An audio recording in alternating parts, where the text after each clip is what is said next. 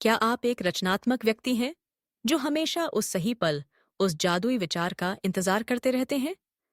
आप शायद सोचते हैं कि जब तक प्रेरणा नहीं मिलेगी, असली सीख पीड़िए, आप कुछ बना नहीं सकते। लेकिन क्या होगा अगर मैं आपसे कहूं कि यह सब एक मिथक है? आज हम सेठ गॉर्डन की अद्भुत किताब द प्रैक्टिस से सीखेंगे कि कैसे लगातार काम करके आप अपनी रचनात्मक क्षमता को अनलॉक कर सकते हैं। एक कलाकार है जो तभी काम करता है जब उसे कोई अद्भुत विचार आता है। ऐसे कलाकार को अक्सर इंतजार करने वाला उशिके नेक याटिना प्याला कहा जा सकता है। वह शायद कभी कभार कुछ शानदार बना लेता है, लेकिन ज्यादातर समय वह कुछ नहीं कर पाता। इसके विपरीत एक और कलाकार है जो हर दिन एक तय समय पर अपना काम करता है।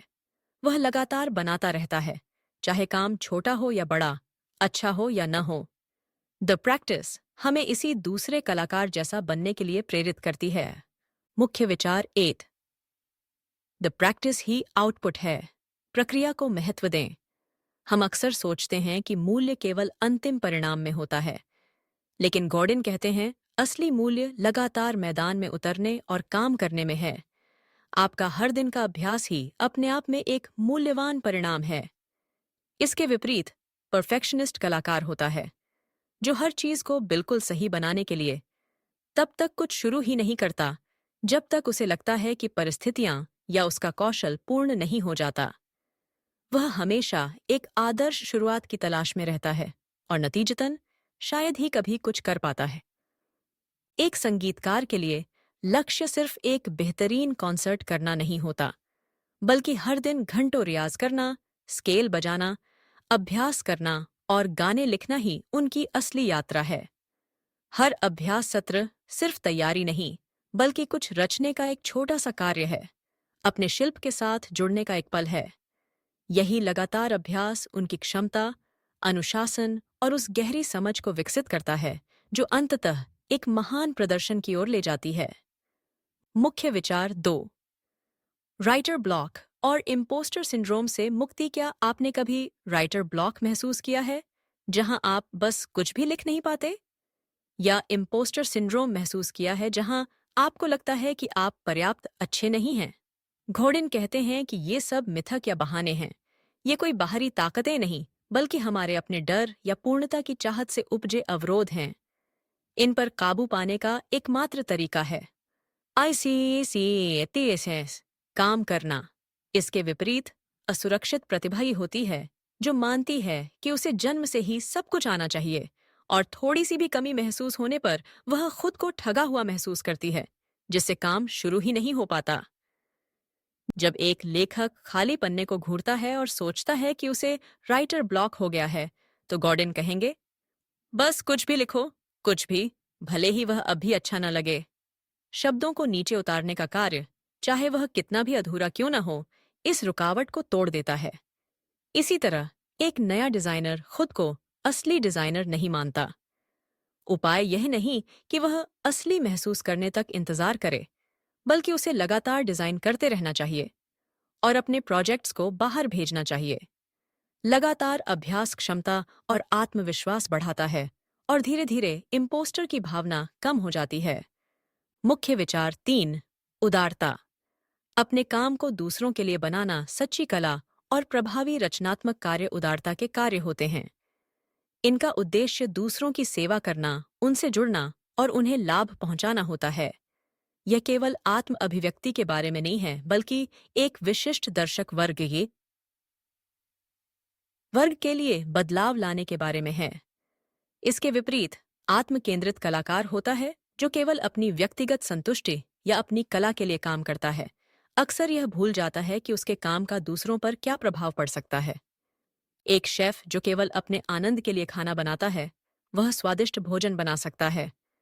लेकिन एक शेफ जो अपने अनोखे व्यंजनों के जरिए अपने समुदाय में खुशी और पोषण लाने के इरादे से एक रेस्टोरेंट खोलता है, वह वास्तव में एक उदारता का अभ्यास कर रहा है।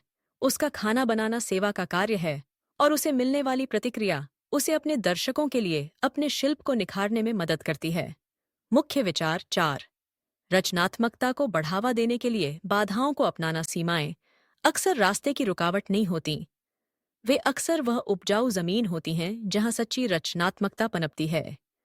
सीमाओं के भीतर काम करने से नए और अभिनव समाधान खोजने पड़ते हैं।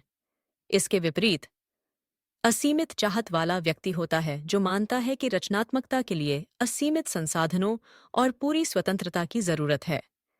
ऐसे लोग अक्सर बहुत ज्यादा विकल्पों के कारण भ्रमित हो जाते हैं और कुछ भी ठोस शुरू नहीं कर पाते। सुसान कार्य का उदाहरण देखिए, जिन्होंने एप्पल के मैकिन्टॉश के लिए शुरुआती आइकन बनाए थे। उन्हें असीमित पिक्सेल या रंग नहीं मिले थे। उन्हें एक छोटी 32 पिक्सेल ग्रिड और सीमित रंगों में काम करना पड़ा था। इस बाधा ने उनकी रचनात्मकता को रोका नहीं, बल्कि उन्हें अविश्वसनीय रूप से आविष्कारशील और कुशल होने के लिए मजबूर किया, जिससे ऐसे प्रतिष्ठित डिजाइन बने जिसने कंप्यूटिंग की एक पूरी पीढ़ी को परिभाषित किया। मुख्य विचार 5। दावे करना, अपनी आवाज उठाना और बदलाव का प्रस्ताव रखना। दावे करना यानी अपनी बात मजबूती से रखना, पूछताछ और खोज को बढ़ावा देता है, उन जवाबों के विपरीत जो चर्चा को खत्म कर सकते हैं। अपने ज्ञान पर जोर देने का जोखिम उठाना पूर्ण निश्चितता की प्रतीक्षा करने से बेहतर है। दावे करना एक उदार कार्य है जिसका उद्देश्य चीजों को बेहतर बनाना है, और यह सांस्कृतिक बदलाव की शुरुआत कर सकता है। अमांडा थियोडोसिया जोन्स का पेटेंट किया गया कैनिंग प्रोसेस, फल और सब्जियों को बिना स्वाद खोए संरक्षित करने का तरीका, इसका एक उत्कृष्ट उदाहरण है। उन्होंने सिर्फ समस्या पर प्रतिक्रिया नहीं दी, बल्कि एक नया तरीका प्रस्तावित किया जिसने दुनिया को बेहतर बनाया। इसके विपरीत निष्क्रिय सहमत व्यक्ति होता है जो केवल दूसरों की राय से सहमत होता है और कभी खुद से कुछ नया प्रस्तावित नहीं करता, जिससे नवाचार रुक जाता है। मुख्य विचार 6। अपने कौशल अर्जित करें। जन्मजात प्रतिभा से परे उत्कृष्टता मुख्य रूप से सीखे हुए कौशल और अभ्यास के प्रति सकारात्मक दृष्टिकोण से आती है, न कि केवल जन्मजात प्रतिभा से। डेनियल चैम्बलिस के शोध से यह साफ होता है कि प्रतिस्पर्धी तैराकी में भी सफलता मुख्य रूप से सिर्फ जन्मजात प्रतिभा से नहीं आती, बल्कि अथक अभ्यास और लगन से आती है। एक सहायक समूह ढूंढना प्रेरणा और प्रतिबद्धता के लिए महत्वपूर्ण है। विशेषज्ञता हर चीज में अच्छा होने से बेहतर है। एक अद्वितीय सुपरपावर विकसित करने पर ध्यान दें। दुनिया में सर्वश्रेष्ठ होने का अर्थ है एक विशिष्ट दर्शकों या बाजार के लिए पसंदीदा विकल्प होना।